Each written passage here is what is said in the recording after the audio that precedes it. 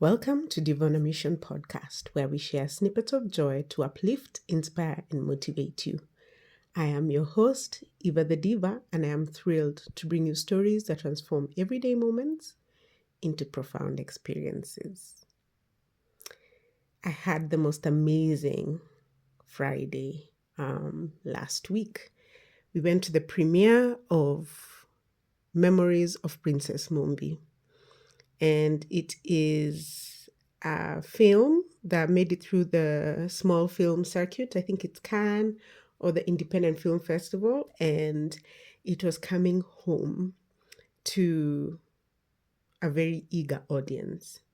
So I want to take time today to reflect on Memories of Princess Mumbi, because number one, it is a Kenyan film and we just had an amazing time at the red carpet and also enjoyed the film. And there are things that I wanted to share with you. So before we go any further, if you have not watched Memories of Princess Mumbi, know that there are spoilers all up and down this podcast episode. So if you do not want me to spoil it for you, please listen to this podcast after you have watched. If you don't mind spoilers, please get your tea, get your coffee, get your tepache, whatever it is you're drinking, and have a seat and let us discuss. So, what happens when you watch a film and realize that the story you're seeing may not actually be about the person at the center of it, but about the person who is telling the story? That was one of the questions that stayed with me and a couple of my friends after watching Memories of Princess Mumbi. We went into the film expecting something closer to a day in the life story, and I wanted to see Princess Mumbi living, interacting, existing in the fullness of her world, an Afrofuturistic world. Instead, what we get feels much more like a reflection, a particular person's interpretation of Mumbi. And perhaps that's exactly the point. One thing I appreciated immediately was the film's willingness to be playful. Kenyan films can sometimes feel very heavy and serious. This film doesn't always take itself so seriously. There's a certain frivolity and improvisational quality to it, and even the sense that the script was being shaped as the film developed gave it an authenticity that felt unusual. It didn't feel like something I'd seen before. And then, underneath that lightness, the emotional arc begins to emerge. Technology, progress, and the return to humanity. One of the film's most interesting ideas is its relationship with technology. We are presented with a future in which artificial worlds have become so powerful that people have essentially withdrawn into them. Technology and AI have become so pervasive that governments eventually intervene.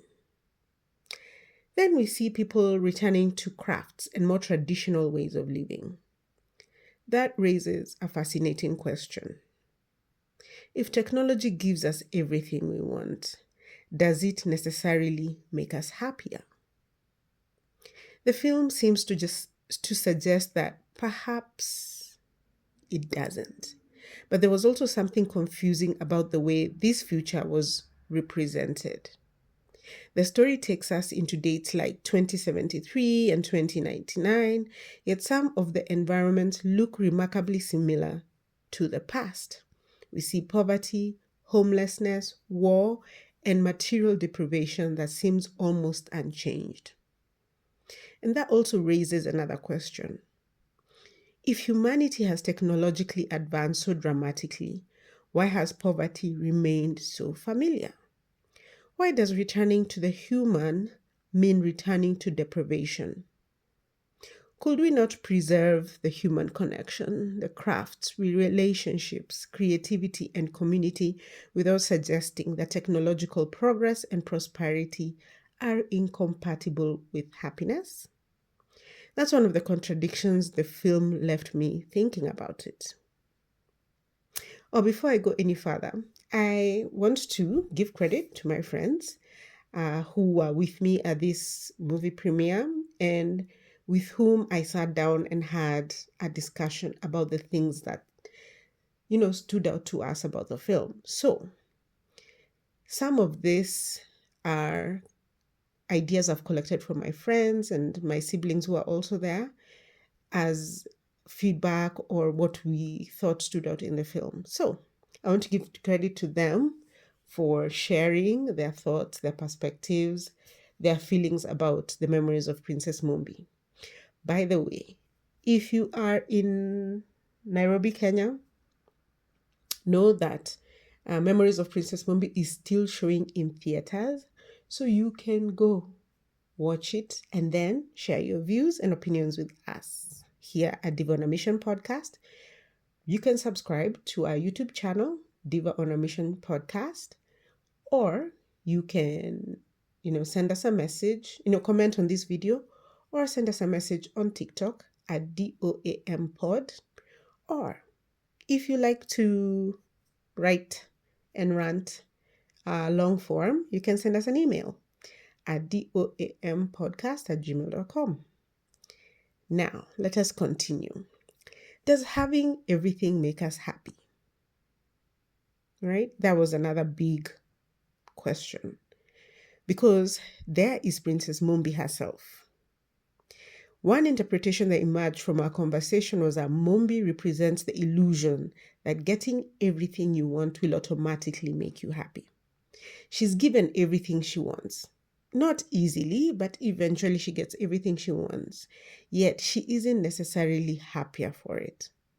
In fact, she becomes depressed.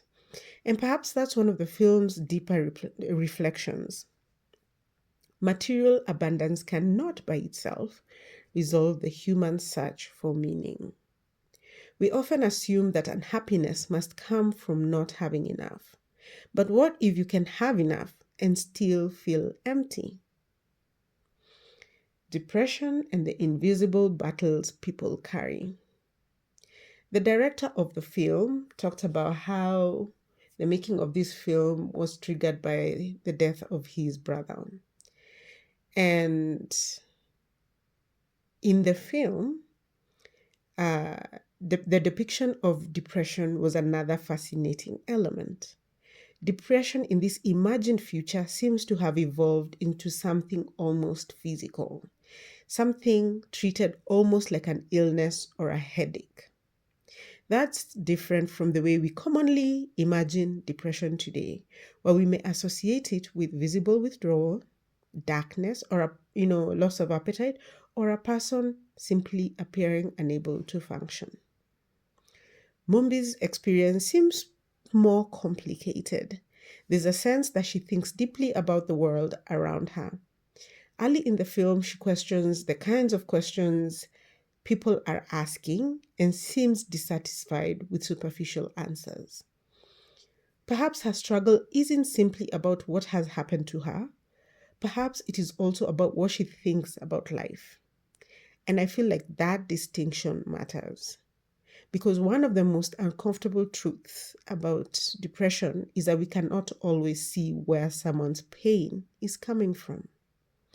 The conversation around the film also brought up the idea that someone can appear happy and even be experiencing a genuinely positive moment and still be struggling internally. That makes Mumbi's story especially unsettling. It reminds us that we rarely have access to the whole interior life of another person. So, whose story are we watching? This may be the most important question the film raises. At one point, the film itself suggests that what we are seeing is not necessarily Mumbi's life, but another character's perspective on Mumbi. And suddenly, the entire movie changes because everyone tells stories from somewhere. We remember selectively. We emphasize certain moments. We forget others. We interpret people according to our own experience.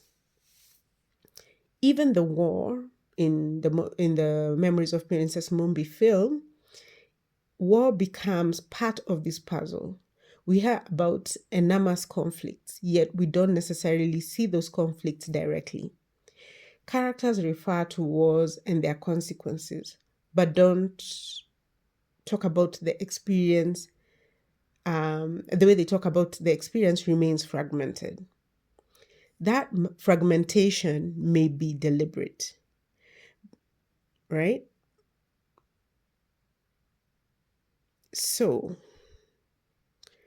that fragmentation may be deliberate. So, because conflict can exist in someone's life without being visible to everyone around them, and two people can experience the same life and remember it completely differently. There's also the hero who needs to rescue. This is another detail that became more interesting the more we talked about it. It was the character Kuv who was repeatedly describing himself as a hero. At first, that seems like simple characterization, but gradually you notice that he keeps trying to rescue Mumbi, even when she doesn't necessarily want to be rescued. That creates an interesting dynamic. Is he helping her, or is he fulfilling his own need to be the hero? Perhaps his understanding of Mumbi is shaped by his understanding of himself. And that brings us back to perspective. Maybe we never see Mumbi directly. Maybe we see her through the eyes of people who need her to be something. There's also Princess Mumbi and her cultural meaning. But there's another issue that cannot be separated from the film, the name Mumbi itself. For some viewers, especially those who believe in Kikuyu, uh, foundational mythology, Mombi is not simply a character name. Mombi carries cultural and historical meaning. The, the movie expresses strong discomfort with taking a figure or a name, or rather, not the movie, but like for us who are Kikuyu, who believe in this mythology of Mombi, we believe in her cultural significance and her historical importance. We are uncomfortable with taking a figure with that name and placing it in a story without fully acknowledging what that name represents. The concern is not simply whether the filmmakers used the name, it is what happens when the name Princess Mombi evokes a much larger cultural story while the character presented to us appears disconnected from that meaning. That creates a question of cultural appropriation and representation. Could the character have been given another name? Maybe. Could the film have explicitly acknowledged the cultural significance of Mumbi? They could have gone that route. And what responsibility does a filmmaker have when drawing on a name that means something profound to the people whose culture it comes from? These are not easy questions, and the film may actually be more interesting because it forces us to ask them. Different viewers, different movies. Perhaps the most beautiful thing about discussing this film is realizing that we didn't all watch the same movie. We watched the same images, but we came away with different movies. One person saw a story about depression, another saw a critique of technology. Another saw a story about happiness and material wealth. Another saw cultural misappropriation. Another saw a story about perspectives and the unreliability of memory. And maybe all these are fitting because the film itself seems to tell us that every story is someone's perspective. So perhaps Memories of Princess Mumbi isn't asking us to agree on who Mumbi is. Perhaps it is asking us to question how we decide who someone is. When we look at another person, how much of them are we actually seeing? How much are we projecting? How much are we remembering? And how much of their story are we simply inventing because we need the story to make sense to us? Memories of Princess Mumbi left us with more questions than answers. And perhaps that is its greatest strength. Because sometimes the best films don't end when the credits roll, they continue in the conversations we have afterward. I hope this review has inspired something in you. I hope it has been helpful.